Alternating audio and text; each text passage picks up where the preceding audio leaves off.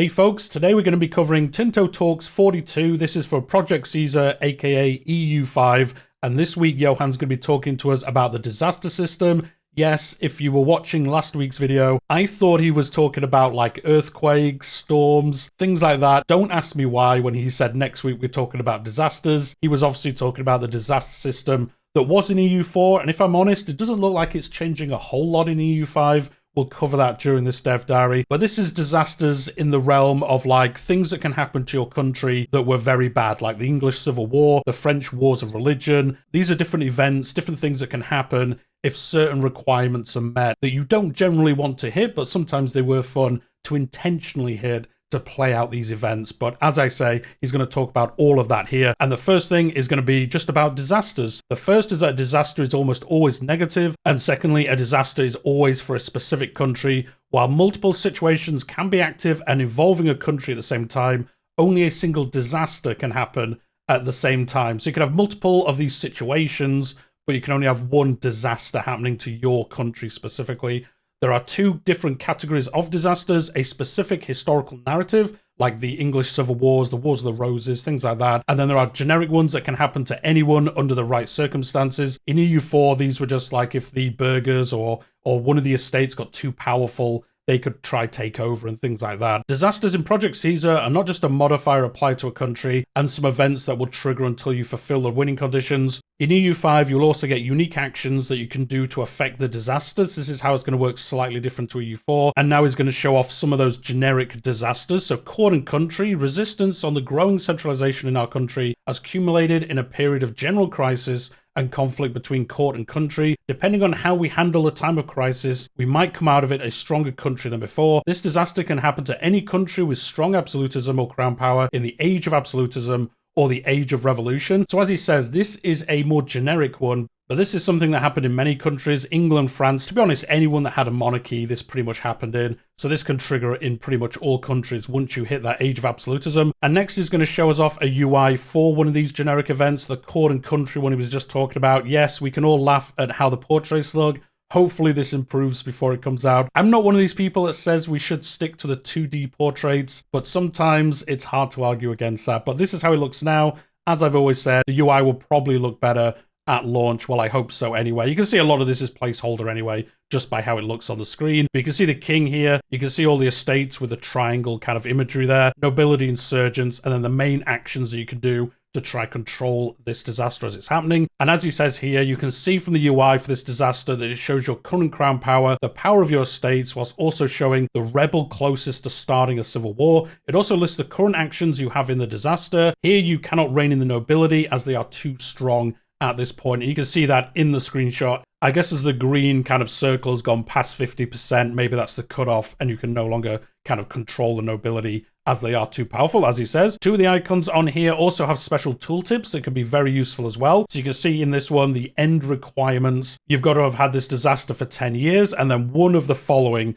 and you can see the different options here. So you can pretty much like crush everyone as the crown, or you can have all of the following, like all the estates are so powerful that you will move away from absolutism and move towards liberalism instead. And the next tooltip is fantastic. This is actually advice on how to handle this. So you can increase crown power, revoking privileges, increasing control, building a counting house, increasing government power, or enacting certain policies. This is something that we've seen a lot more in Crusader Kings especially, probably in Victoria as well, where in the UI it actually tells you how you can handle the thing that's happening. This is a big difference from early Paradox games. If you're coming watching these and you've never played a Paradox game, or you've only played like Crusader Kings or Victoria, as I just said, if you played Crusader Kings 2, if you played EU4 for the longest time, you would have things happen and you would just have no idea. You'd have to go to a wiki or watch a YouTube video on how to handle these issues. It looks like in EU5, they're putting that in the event, so you can hover over this and think, okay, I've never played this game before. How do I fix this issue? Okay, these are things I can do, and that should help me. Or like I say, if you're somebody who's playing and you want the king to lose this, even though you're kind of playing as the king, even though you don't really do that in EU5, but anyway, you could intentionally lose this and then play out what happens afterwards. So you can play it like the wrong way and have some adventures in your realm. The next one he's going to show off is religious turmoil with some fantastic art here. Despite the country's efforts to mediate between the different religious groups in our nation, Conflicts have been erupting on a regular basis. The situation has worsened, and without drastic actions, we will soon be engulfed in a religious civil war rather than just a noble civil war that the above one was. This disaster can happen during the Age of Reformation for any Catholic country or any country following any Protestant religion if they have low enough religious unity and a weak clergy estate. To get out of this disaster, there are multiple ways. You can get your religious unity higher, get the power of the church much higher as a spiritualist, or go full humanist while also restoring stability in your realm. While this disaster is happening, there will be a lot of conflicts from religious minorities in the country. You can have some crazy rebels and things like that coming up and trying to cause you some trouble. Next, Johan's going to show us some country-specific ones. As I said, there were some of these in EU4, and they are coming back in EU5 as well. So the first one is the rise of the Savonarola. Definitely pronounced that wrong. I do apologize. Again, some fantastic art here as well. An upstart preacher has started to spread his apocalyptic message, advocating for repentance and reform. His message is causing quite a stir among the population, and it is a sure sign of changing times. This is a disaster that is likely to happen in Florence in the last decades of the 15th century if they are a Catholic republic. To get out of this disaster, you will either have to become a theocracy or Savonarola will have to die. And as you can see here, and what he was mentioning earlier, some of these disasters are like something you can't really avoid in some cases. The historical ones especially are ones that are kind of like programmed into the game to be very hard to not happen, because obviously historically this did happen. You can avoid them if you wanted to. Like he was saying for that one, if you weren't Catholic as Florence, or if like you just intentionally avoided this being able to happen, it wouldn't happen. But I guess generally in your campaigns, this is definitely going to happen to the AI, and it will likely happen to you unless you intentionally try and avoid it. The last one he's going to show off is the War of the Roses, very famous if you're from the UK, or to be honest, if you follow any history, you probably know about this. Two junior branches of the House of the Plantagenet, the House of Lancaster and the House of York, both claim to be the rightful heir to the throne of England.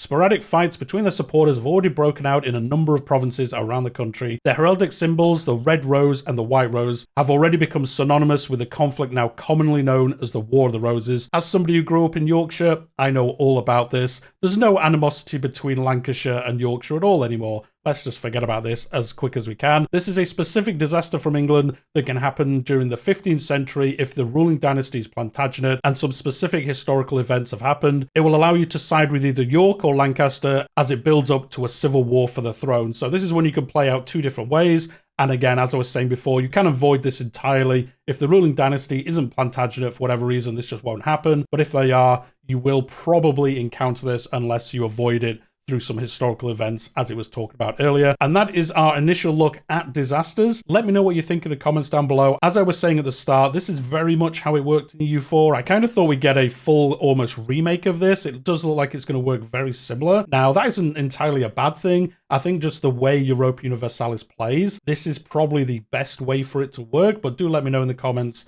if you can think of a different way this could happen. Maybe it wouldn't be so triggered on requirements. Maybe something else could trigger it. Maybe it goes entirely event-based. I'm not too sure, but I think this is probably the best way for it to happen most of the time, historically especially, but then you can avoid it if you want to, so it doesn't always play out every time you do it. And then the generic ones, I think they actually work out quite well the way they do, because it is kind of the situation that you would get into is pretty much historically what generally caused a lot of these more generic civil wars and things to actually occur in most realms. But do let me know, as I said in the comments. And with that, that is the end of the dev diary. And Johan leaving us with a bit of a cryptic ending here. Now, either we get a Christmas present next Wednesday, or we're going to get a lump of coal. Well, obviously, next Wednesday is Christmas Day, so it sounds like maybe we're getting a dev diary. I'm not too sure. I have seen some people say maybe we'll get a release date on Christmas Day. I would be amazed if we do. I think he's just playing with us a little bit and just saying we might get a dev diary or we might not. I imagine we might just get a really short dev diary, like a bit of a joke one or something like that. Maybe you can have some kind of Christmas event in the game and it just shows that off. I don't think it's going to be anything too crazy, but do let me know if you think otherwise. And with that, that is the end of the video. Do hit that like button, subscribe if you are new here. I'm covering EU5 up to official announcement, which we will get at some point. Sometime next year, we'll get official announcement. And then obviously all the way through the official dev diaries, launch and beyond. I can't wait for this game. I've seen a lot of excitement everywhere about this game as well. So hopefully it does play as good as it's looked so far. But this is probably the last of the dev diaries for 2024. So 2025, we're going to get a bunch more information. So do subscribe if you do want to. But I'll leave it there and I'll see you in the next one.